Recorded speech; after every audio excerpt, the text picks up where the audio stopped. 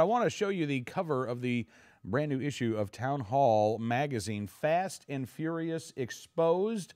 Very pleased to have with us in studio tonight Elisabeth Meinecke, who wrote the article. Elisabeth, thanks so much. Thank you. Actually, I guess I probably can't take credit for writing the article. We actually had an ATF whistleblower write it, so I figured he probably knew what he was talking about it. But it was a really interesting editing process for me to work with him on this and to work with someone who was able to witness a lot of the stuff in ATF firsthand and was kind of able to show what led up to Fast and Furious and the environment in the agency. So as you spent time with this whistleblower and then you heard from Eric Holder today, I mean, were you just shaking your head saying, no, no, no, no? Oh, my goodness. I felt so bad for my colleague, Katie Pavlich, because she was actually at the hearing. So when I was frustrated, I could storm around my office, but I knew that she had to just sit there quietly. So I think one of the great exchanges, though, was when one of the congresswomen asked Eric Holder, because he really didn't seem to be focusing on the actual issue of the hearing, and she asked him, how many more agents would have had to die for you to basically have considered this your responsibility, because he went off into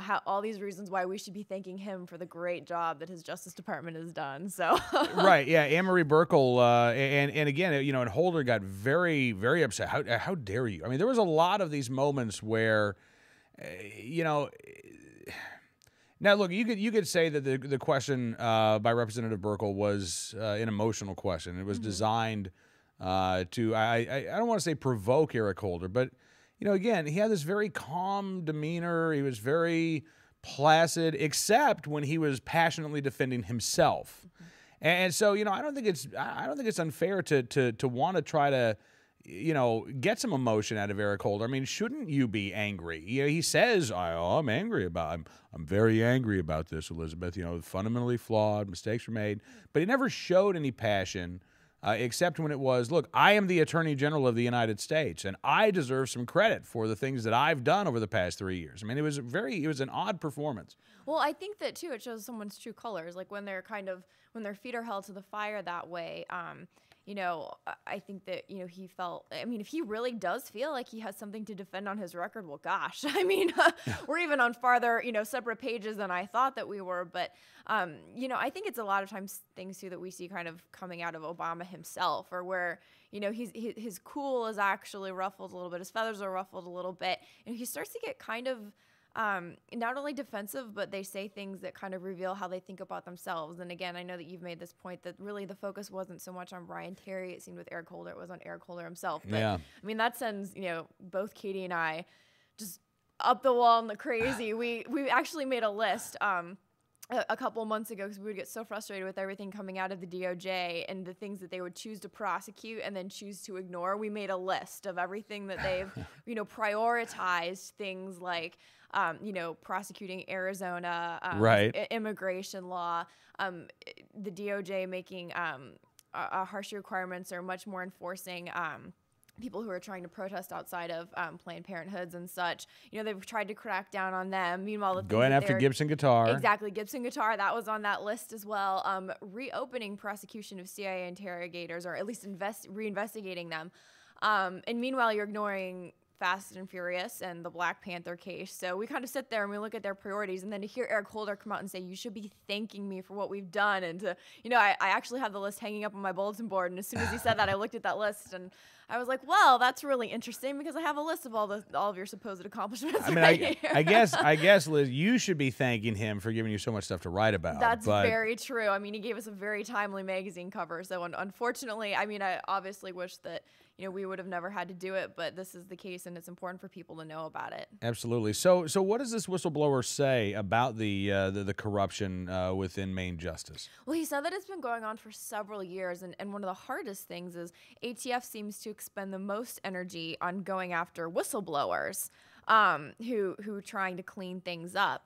So he says that, there's a lot of things that need to be changed both within the agency. Also, there probably needs to be some strengthening of the Whistleblower Protection Act, just because he says the process right now doesn't work well. But it's amazing. And I actually want to read to you what he said when he started calling people out, how the ATF retaliated against him.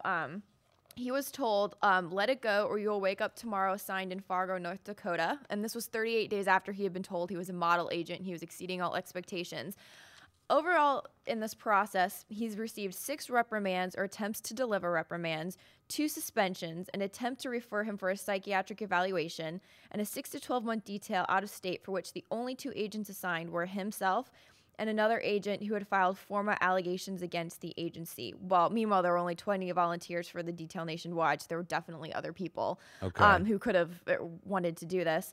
Then he said he also received a termination proposal, 5 transfers, and now his 2nd termination proposal.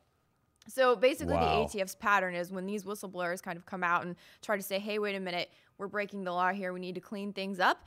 ATF spends all of that taxpayer money retaliating against the whistleblowers. In fact, they had one time where they were trying to call him out on something, so they flew him all the way out to D.C. to make sure he hadn't done something wrong. It was a 17-minute interview, and he said it cost taxpayers $3,000, and he was completely cleared. Seriously? Yeah. Wow. Well, I mean, we've seen this actually with Agent John Dobson, with Vince Cefalu, ATF field agents who blew the whistles. That's him. Yep. And I think John Dodson was transferred to.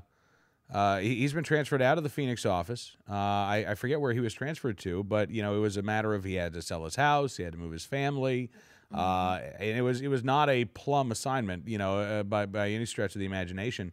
I know that this is something that Representative Issa and Senator Grassley have actually talked about, the need to strengthen the whistleblower protections because of what has happened to guys like Vince Cefalu and Agent Dobson. Exactly, and Cefalu was actually the person who we worked with, on this piece, and I mean that was definitely one of the themes that came out of it. And I think another thing too that's really important is, I hadn't thought about it so much until I read the initial draft of the piece that he submitted, and he opens by talking about how much he loves ATF and how much he loves being working in the capacity that he does and being a law enforcement officer. This is someone who's really passionate about doing the right thing, the kind of person that you would want, in this position. And I think, just as a private American citizen that you would want out there defending you and working for you, in the Justice Department and in ATF. So these are, you don't want to scare away these kind of people, these employees. These are the people who you really want, who are actually 24 really years, effective. I think, right?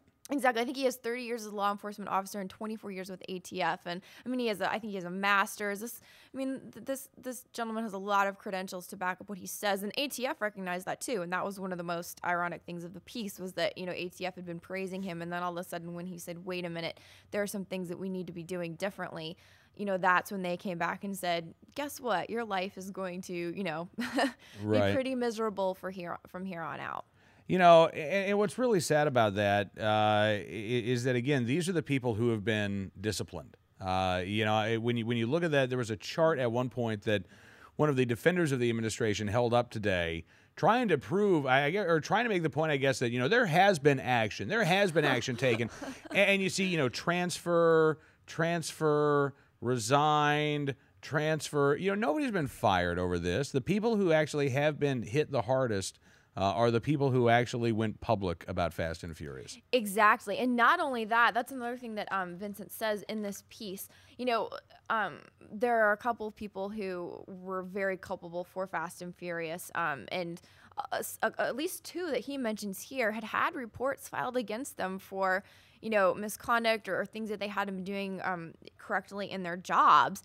They could have been already taken care of before Fast and Furious started. Fast and Furious didn't even have to happen. A lot of these people who were associated with Fast and Furious, prior to Fast and Furious, their record was not very good. Right. And so, you look at that and you say this incompetency, it just builds and builds on itself until, Fast and Furious was kind of, the straw that broke the camel's back in this particular instance. But these were things that should have been taken care of a long time ago and weren't and still aren't. And that's the worst thing. It's not like Eric Holder is dealing with an agency that's only had problems like this going on for a couple of years. A lot of this did start under the Bush administration, but Eric Holder has done absolutely nothing to clean it up or to hold anyone responsible, and particularly for Fast and Furious, because that was something that, was unique to the Obama administration and to Eric Holder. So yeah, and this going forward here, I know that Holder has said, well, we're gonna get to the bottom of this. People will be disciplined.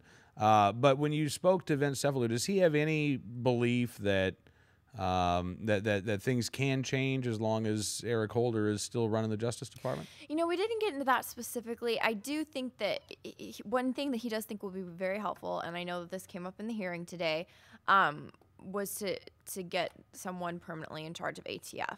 I think that he feels that that would be responsible and culpable. But otherwise, he says if things remain as they are, the status quo, he's like, you're going to have more things like Fast and Furious. It's, you know, it's not surprising that if nothing is done, that you're going to just have more operations like this. So, I mean, we didn't get into Holder specifically, but I do think that there are some things, actions that can be done and that have not really been taken. And I know that was an issue in the hearing today about whether or not Republicans were holding up the nominee for ATF. And again, I have to rely on Katie, my coworker, for that. And she said, you know, maybe if he weren't so anti-gun, the Republicans wouldn't be holding him up. Right. It's kind of awkward to have a, you know, rather anti-gun figure in charge of ATF. Well, yeah, I mean, you know, this guy's got an anti-gun history going back to when he was in the ATF office in Chicago, and he worked with Chicago, I think it was, how funny. I think well, yeah, and I think it was the NBC affiliate in Chicago.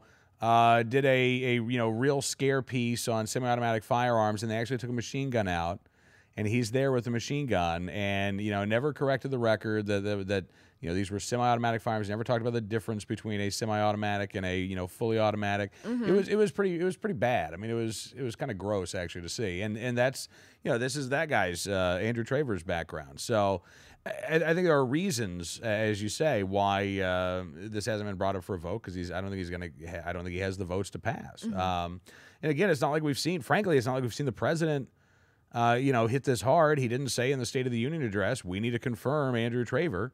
You know, he did not even use one of those very controversial non-recess appointments to you know, to put Traver in place. So that to me seemed like a lot of spin from Eric Holder and the Democrats on the committee, saying, you know, no, this isn't really about Fast and Furious at all. This is about gun control and the need for more gun laws. Did you get into that with Vince Cephalou at all? Did he say that we need any new gun control laws? And not specifically. Our focus was really, you know, the atmosphere in ATF that led to Fast and Furious. So looking back and kind of saying, you know, this is what was going on in the agency leading up to it. You know, these were things that could have been prevented. And these were things that haven't gotten any better and, you know, need to be cleaned up. So again, the biggest things that he talked about were specifically the whistleblower, strengthening the whistleblower protections, because a lot of times these whistleblowers get caught up pretty much having to their own personal expenses, you know, trying to defend themselves or prove this or that. So it really kind of defeats the purpose of wanting people to come forward. And you know, again, also, you know, basically kind of putting someone in charge of ATF on a more permanent basis, so that there's definitely a lot more accountability. And I think he says at the end of the piece that he is looking forward to retirement. But, you know, I thought it was really precious how he closed, and I didn't want to change this when editing it, and I did not, because I think it again shows just how his heart's in the right place on this. He closes by saying, "God bless America and God bless ATF."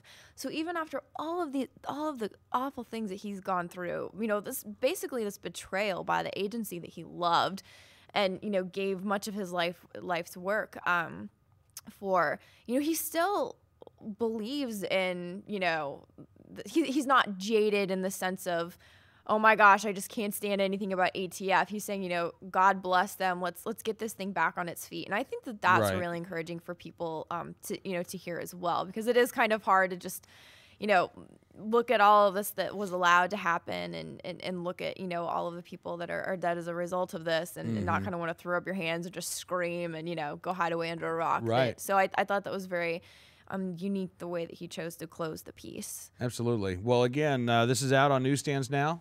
It should be, yeah. All right. It's the February edition of Townhall magazine. Liz, I hope we can get a chance to catch up with you at CPAC next week. I hope so, too. Hopefully I'll be running around chasing people for interviews, or I'll also be standing behind a booth selling magazines. So if you know anyone who wants to buy a magazine, send them my way. So there you go. If you're heading to the Conservative Political Action Conference in Washington, D.C. next week, stop by the Townhall booth, and you may will you be signing copies? No. Come on. As I've heard many wise people say before me, that would probably devalue the magazine. All right. The oh so modest Elisabeth Meinecke joining us here from Townhall magazine.